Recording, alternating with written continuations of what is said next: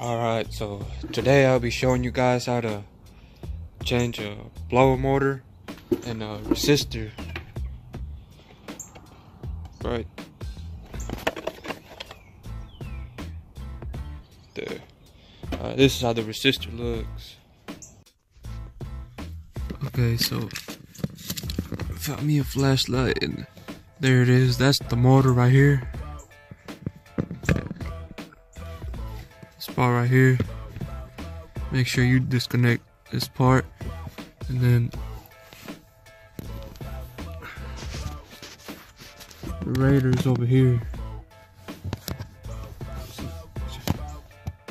right over there. That's the radiator. That one has two connections you have to take out.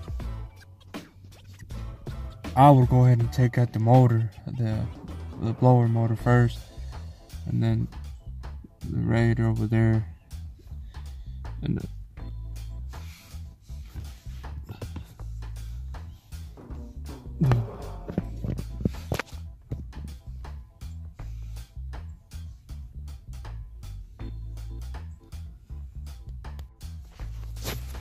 blower only has 3 screws.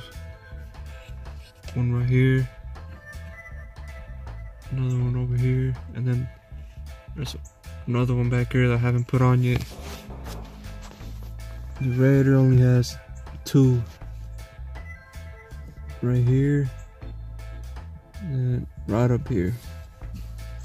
And then after you take that off, you just basically go over and do the same thing. Just all you gotta do is just put in the screws, and then before you put the cap on, make sure you turn on the car, give it a try, and if it blows out air, it should be good.